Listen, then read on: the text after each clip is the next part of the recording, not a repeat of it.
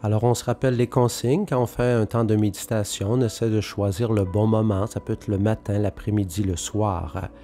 On essaie de se trouver un lieu qui va nous aider à nous disposer. On s'arrange peut-être pour bien s'asseoir, pas avoir trop chaud, trop froid. On se donne au moins un bon 15-20 minutes de réflexion, de méditation. Alors peut-être que vous allez manquer de temps avec le temps que moi je vous alloue, mais vous pouvez rallonger les temps de méditation. Alors, je prends toujours la parole du dimanche, soit la première lecture, deuxième lecture, évangile ou des fois le psaume aussi. Alors, c'est pas une question d'intelligence. Chacun de nous, on y va avec nos possibilités, avec qu'est-ce qu'on est, parce que le Seigneur, il aime tout le monde et il veut rejoindre tout le monde. Alors, abandonnez-vous, parce que des fois, on a des idées faites en tête par rapport à des résultats qu'on voudrait obtenir, mais Dieu, on ne le contrôle pas. Dieu, on se dispose, on lui fait confiance, et ça peut arriver qu'il y a des moments de méditation qu'on le fait avec tout notre cœur, il ne se passe absolument rien, puis il y a d'autres moments où ça va être un peu comme l'exaltation. C'est jamais pareil d'une fois à l'autre, mais faites confiance au Seigneur. Alors, c'est un beau temps qu'on se donne, profitons de ce beau temps de méditation. Alors bonjour et bienvenue à ce temps de méditation du dimanche 7 mai. Aujourd'hui, je vais utiliser la lecture du livre des Actes des Apôtres. En ces jours-là, comme le nombre des disciples augmentait, les frères de langue grecque récriminèrent contre ceux de la langue hébraïque, parce que les veuves de leur groupe étaient désavantagées dans le service quotidien. Les 12 convoquèrent alors l'ensemble des disciples et leur dirent : « Il n'est pas bon que nous délaissions la parole de Dieu pour servir aux tables. Cherchez plutôt, frères, 7 d'entre vous, des hommes qui soient estimés de tous, remplis d'Esprit Saint et de sagesse, et nous les établirons dans cette charge. En ce qui nous concerne, nous resterons assidus à la prière et au service de la parole. » Ces propos plurent à tout le monde, et l'on choisit Étienne, homme rempli de foi et de l'Esprit Saint, Philippe, Procor, Nicanor, Timon, Parménas, Nicolas et un converti au judaïsme originaire d'Antioche. On les présenta aux apôtres et après avoir prié, ils leur imposèrent les mains. La parole de Dieu était féconde, le nombre des disciples se multipliait fortement à Jérusalem et une grande foule de prêtres juifs parvenait à l'obéissance de la foi. Alors nous sommes à notre première lecture de cette méditation. Alors dans la première partie, on essaie de comprendre. Alors, comment ça se fait qu'il y a des mésententes entre les gens qui sont d'origine hébraïque et les gens qui sont d'origine grecque? Pourquoi qu'on a décidé de choisir des personnes pour leur rendre service? Qu'est-ce qui se passait? Il était dans les temps liturgiques de prière, mais il a fallu qu'il règle des petites choses. Alors, relisez toute cette lecture, puis essayez de dire au Seigneur, « Seigneur, aide-moi à comprendre, qu'est-ce que tu veux me dire aujourd'hui? » Et quand on essaie de comprendre, on utilise notre intelligence, mais on utilise aussi notre imagination. On essaie de se placer dans la peau des personnes qu'on vient d'entendre dans cette lecture. Alors, prenons quelques instants de silence.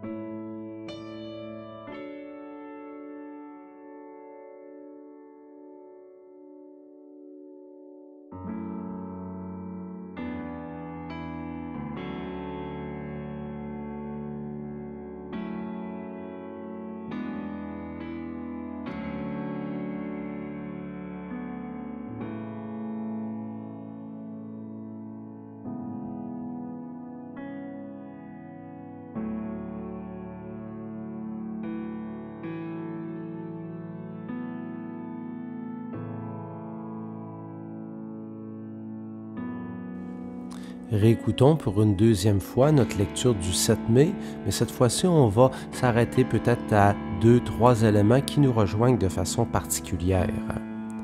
En ces jours-là, comme le nombre des disciples augmentait, les frères de langue grecque récriminèrent contre ceux de langue hébraïque, parce que les veuves de leur groupe étaient désavantagées dans le service quotidien.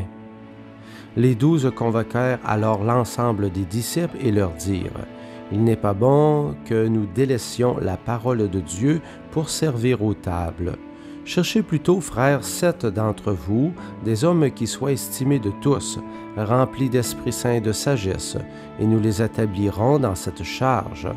En ce qui concerne, nous resterons assidus à la prière et au service de la parole. » Ces propos plurent à tout le monde, et l'on choisit Étienne, homme rempli de foi et d'Esprit Saint, Philippe, Procore, Nicanor, Timon, Parménas et Nicolas, un converti au judaïsme, originaire d'Antioche.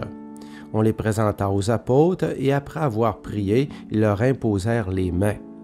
La parole de Dieu était féconde, le nombre des disciples se multipliait fortement à Jérusalem, et une grande foule de prêtres juifs parvenait à l'obéissance de la foi.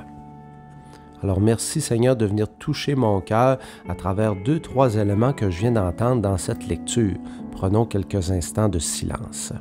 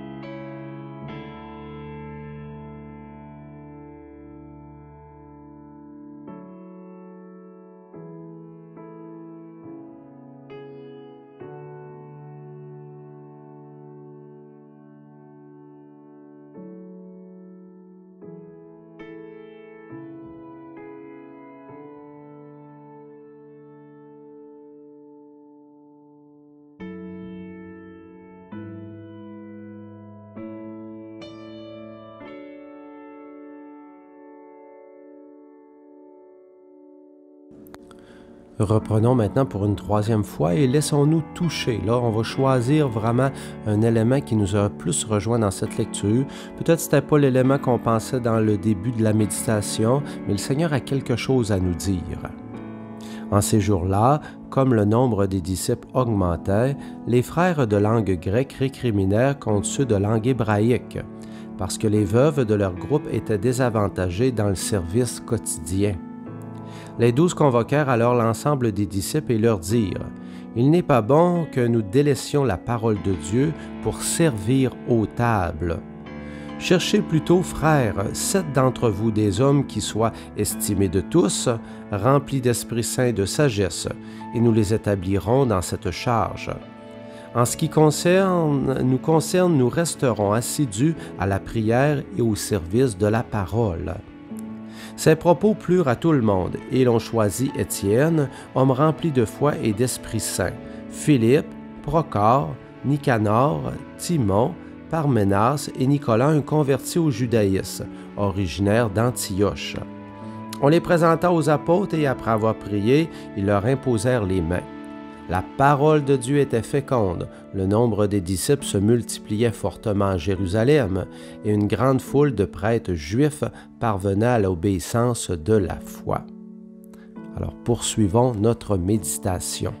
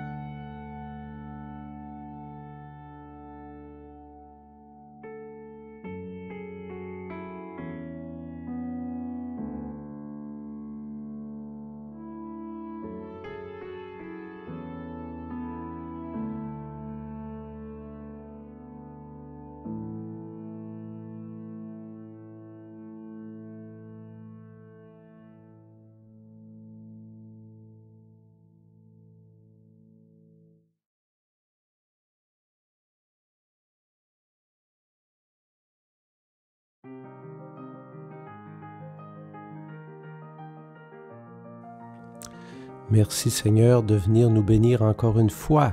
Au nom du Père, du Fils et du Saint-Esprit. Amen. Très belle journée.